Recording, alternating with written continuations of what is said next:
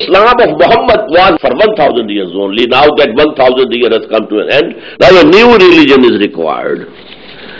And I am giving you the new religion called Deen-e-Ilahi, only keeping the Prophet aside. He tried to join, take something from Hinduism, take something from Buddhism, take something from Islam and mix it up and make it a new deen. It was actually politically motivated. He knew that the subcontinent is a very big power, very big force, but the hurdles in its coming up in the world is this division on the basis of religion. So there has to be amalgamated all these things together and a mixture provided. And actually it was the rejection of the Sharia of Muhammad. And you know, the identity of the Ummah was based on the Sharia. So bypassing the prophethood, now Islam is gone. It loses its identity. Secondly, at the same time, I told you when Islam entered subcontinent, there was mysticism. It has both elements, Islamic mysticism, yes, but the Neoplatonic element. Here it got influence from the Hindu mysticism also. And now when these mysticisms, they came together, the result was sort of pantheism. Pantheism is just contrary to Islam.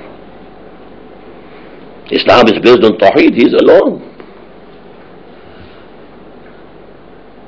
This universe is his creation, not the part of his person, not at all.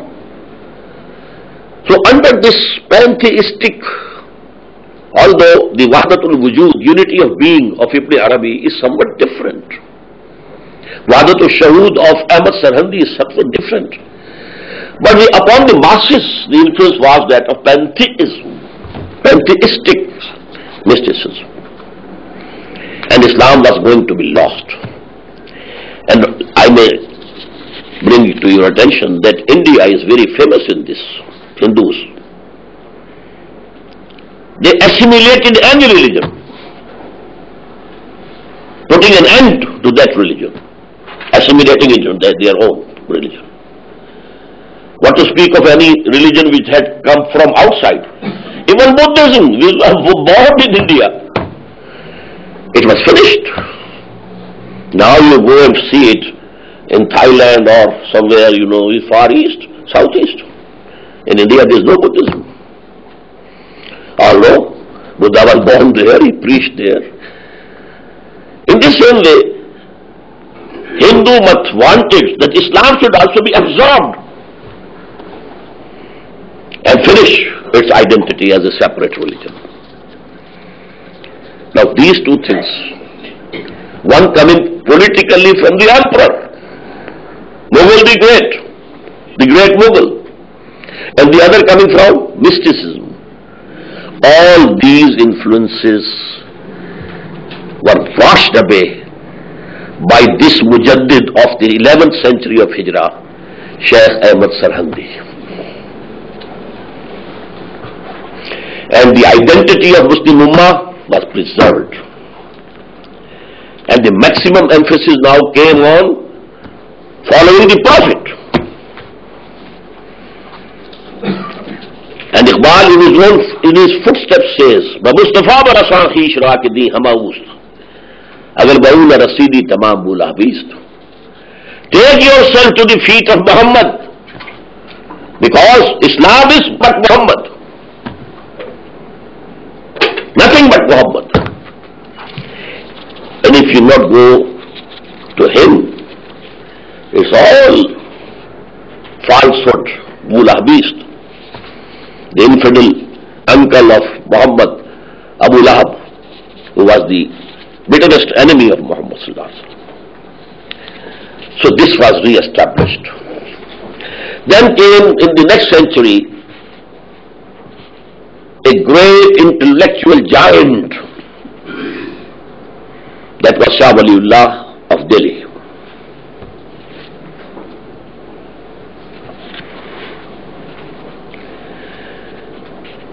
One person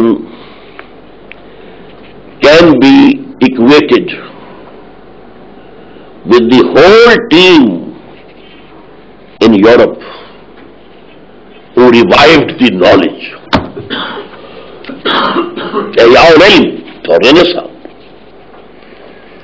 He is so big a personality. First of all, he revived all the Islamic sciences and knowledge from its ultimate sources. As I told you, Quran had receded into background because the court language during this Islamic rule in India was Persian, not Arabic. I told you this Islam was a mixture of Arabism and Iranianism and Turkishism. So Quran had receded, people didn't know. But Quran is saying they only recited it to get some sawab, we call it, some reward in the hereafter because we are reciting and reading the word of Allah, the book of Allah, that's all. People didn't know what is written in it. They revered Quran, they respected it, they loved it, they honored it, recited it, but they didn't know. Even to the extent that among the ulama, it was a sin to translate the Quran into any other language. It was this intellectual giant who started translation of Quran himself into Persian, because that was the court language, and then his three sons into Urdu. One only gave a translation. The second one gave a translation of his own with some explanatory notes. The third one wrote a full exegesis. We call it tafsir of Quran. So back to Quran. The original source of knowledge. This process back to Quran. Ruju ila al-Quran. Go back to Quran. This started in the 12th century after Hijrah by no less a person than Shah Waliullah Dehlvi.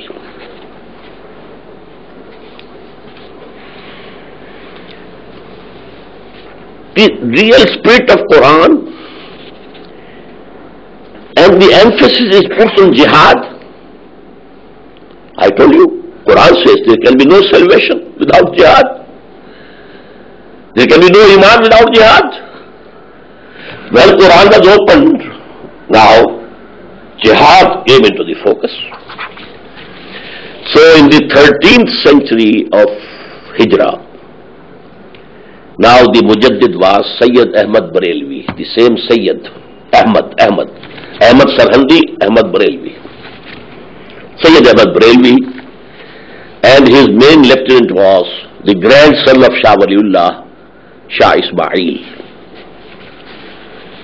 They waged a campaign, struggle. The purpose was to oust the Britishers from India and return and make India again Darul Islam, because Muslims are ruling it. They snatched power from us. But strategically, he started his jihad, or qital, I should say here, from the northwest frontier area, because there the hinterland was Islamic, Afghanistan, go to Afghanistan, Iran, Turkish. And Punjab, you know, was at that time occupied by Sikhs, and they were persecuting Muslims badly. He migrated to the northwest frontier province, but he committed a mistake. He, as soon as reached there, he established Islamic State.